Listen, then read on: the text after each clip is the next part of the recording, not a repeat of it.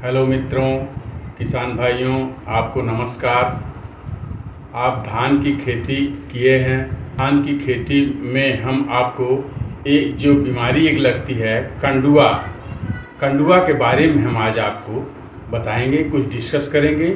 ये कैसे लगता है, इसका पैथोजन क्या है, क्या कारण है, किसके वजह से लगता है, कैसे लगता है और इसका निदान क्या है, इसके बारे में हम आज आपको कुछ विस्तार से बताएंगे। तो ये कंडुआ जो है ये फंगल डिजीज है जो फंगस के से लगता है। और ये जो है ये जो ज़मीन में से इनके जो है फंगस रहते हैं और इनको बीज में भी लगे रहते हैं। इस तरह से कई तरह से ये पौधों में फैलते हैं। तो इसके बारे में आज हम बताएंगे। तो ये जो स्मट ये होता है, जो कंडुआ जिसको कहते हैं, जिसको फॉल्स स्मट भी कहते हैं, आभासी कंडुआ भी कहते हैं, यह जो है बीज के साथ भी आ जाता है और जो है ज़मीन में भी रहता है। तो ये जो है क्यों लगता है, कैसे लगता है, किस परिस्थितियों में लगता है, तो आप समझ रहे हैं कि धान की फसल खड़ी है, ज़्यादातर यह जो है निचले क्षेत्रों में लगता है। जो अर्ली वैरायटीज़ हैं वो जो है निकल जाती हैं, उसमें तो धान करीब हो गए होंगे इस समय। लेकिन जो लेट वैरायटीज़ हैं, काला नमक हैं, ये सब वैरायटी जो देर से अभी उसमें फ्लावरिंग आ रहा होगा तो उसमें ज़्यादा संभावना रहती है। तो ये जो है जब फ्लावरिंग आता है उस समय जो है इनके स्पोर्स जो है जड़ों से होते हुए, तनों से होते हुए ये जो है ऊपर जो है इनके फ्लावर्स पर पहुंचते हैं। तो जब फर्टिलाइजेशन होता है, परागण होता है, तो परागण के समय जब ओवरी इनकी खुली रहती है, जब फर्टिलाइजेशन होता है, उसी समय इनके स्पोर्स जो है, इनके माइसीलियम से जो स्पोर्स निकलते हैं, उनसे ये जो है उनके फ्लावर्स में, ओवरी में पहुंच जाते हैं। और फर्टिलाइजेशन के समय ये जो है उनके ओवरी में पड़ के और धीरे धीरे वो रोग जो है ये बढ़ता है और वो जो है उसका दाना जो है फूलता जाता है। फूल करके आप समझिए कि येलोइश हो जाता है, पीले कलर की गांठों की तरह से हो जाता है। कभी कभी ये हरी काली गांठें भी हो जाती हैं। तो ये जो है बहुत ही नुकसानदायक होता है। यह रोग ज़्यादातर जो है धान के जैसे सितंबर चल रहा है, लास्ट सितंबर में ये लगता है। और ये ज़्यादातर जब टेम्परेचर 30-35 डिग्री सेंटीग्रेड होता है उस समय जो है इसका प्रकोप अधिक रहता है। और ये निचले क्षेत्रों में होता है जहाँ जल जमाव ज़्यादा रहता है और आर्द्रता समझिए करीब 95% रहती है।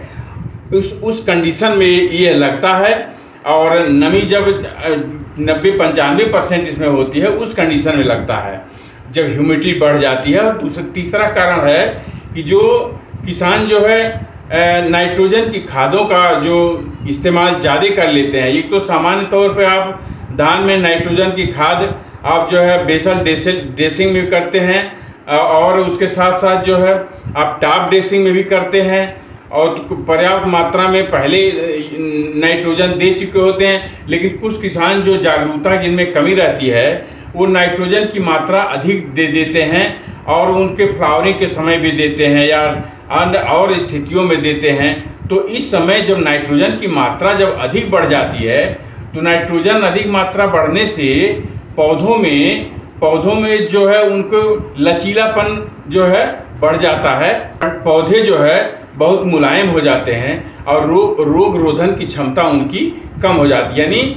रोग की ससेप्टिबिलिटी बढ़ जाती है, रोग उसमें पकड़ने की संभावना ज़्यादा हो जाती है।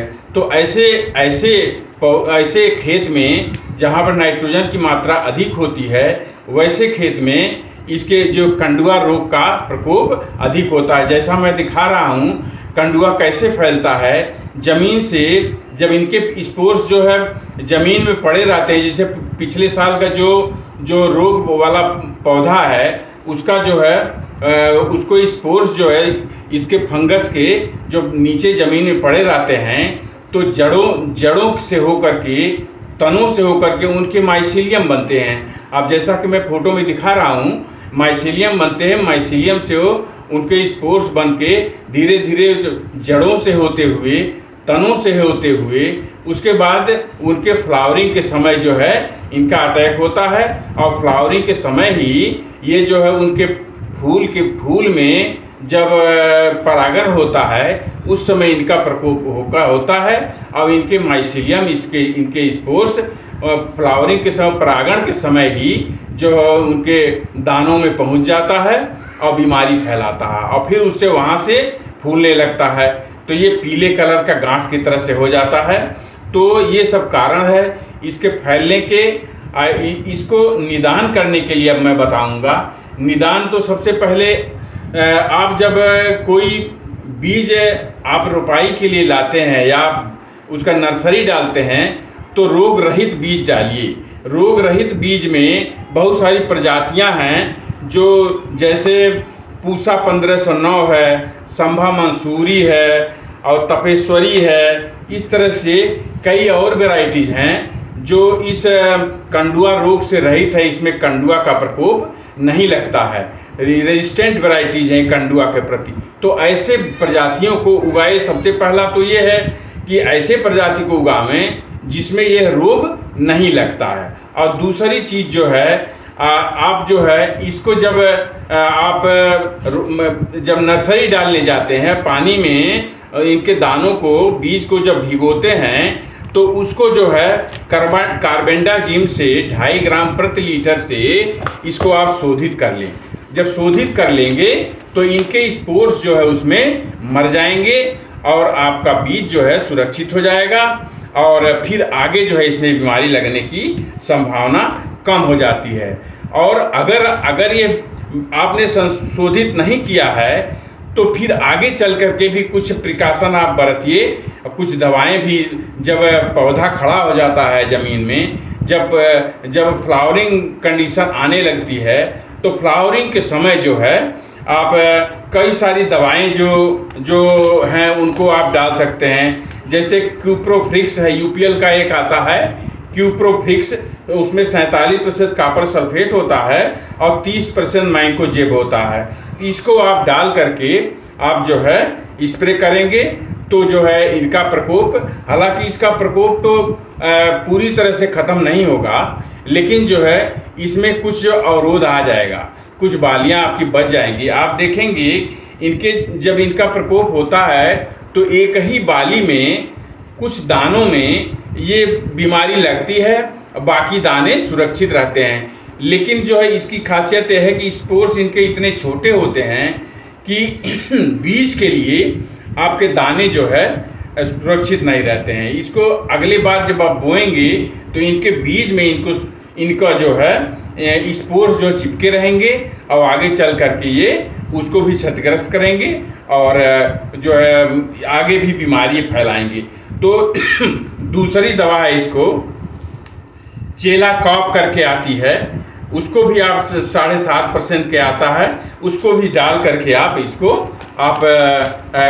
जो फ्लावरिंग के समय इसको आप डाल करके अपने पौधे को जो है इस बीमारी से कुछ जो है नुकसान से बचाव कर सकते हैं, कम मात्रा में लगेगा। इसके अलावा एक दवा और है प्रोपिकोनाजोल। ये 150 से 200 मिलीलीटर आप जो है करीब 100 लीटर पानी में घोल बना करके प्रति एकड़ आप अगर छिड़काव कर देंगे तो इनका जो स्पोर्स जो है उसमें मर जाएंगे और आपका फसल जो है कुछ सुरक्षित हो जाएगा। तो ये सब चीज़ें हैं, आप इनको ध्यान में रख करके अगर आप प्रयोग करेंगे तो कुछ आप राहत मिलेगा। लेकिन यह ध्यान रहे कि जिस पौधों में ये लग गया, जिस खेत में ये लग गया, तो आप देखेंगे कि और बालियां आपकी जो पक रही हैं उनके पकने से पहले ही ये जो है इनके स्पोर जो है पूरी तरह से डेवलप कर जाते हैं और हवा के साथ जो है ये जो है अन्य पौधों में भी इसको प्रसार कर देते हैं, तो बीमारी फैला देते हैं। तो आपको यह ध्यान देना है जब फ्लावरिंग हो, जो जैसे लेट वैरायटी चल रही हैं इस समय जो फ्लावरिंग में कंडीशन में हैं उनमें ये बीमारी ज़्यादा लगेगा। तो उनमें आप जो है इन जो दवाएं जो हमने बताए हैं इन दवाओं को अगर स्प्रे कर देते हैं तो तो कुछ हद तक जो है आपका ये जो सुरक्षित हो जाएगा और बीमारी से जो कम हो जाएगी और पैदावार पर आपको कम असर पड़ेगा, काफ़ी नुकसान नहीं हो पाएगा। तो ये जो है आज हम आपको बता दिए, जो आभासी कंडुआ है इसके बारे में आज बता दिए। इसमें आप ध्यान जो चीज़ें हमने बताया है, इन चीज़ों को अगर आप ध्यान रखते हैं तो आपके इस बीमारी से आप निजात कुछ पा सकते हैं।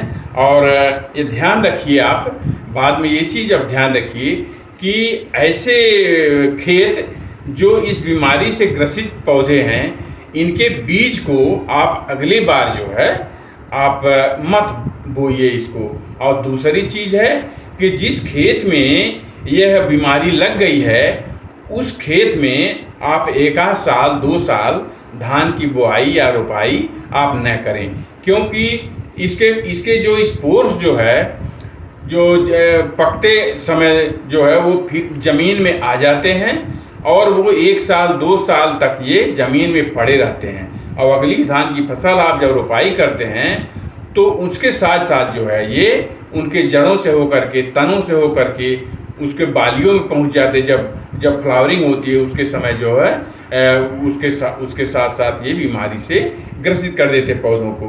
तो ये सब चीज़ें आप ध्यान रखेंगे तो आप जो है इससे कुछ मुक्ति पाएंगे। तो आज हमने आपको कंडुआ के बीमारी के बारे में बता दिया, कैसे लगता है, किन किन कारणों से लगता है और किन किन दवाओं से इन पर राहत पाया जा सकता है। तो ये सब चीज़ें आज हम बता दिए आपको।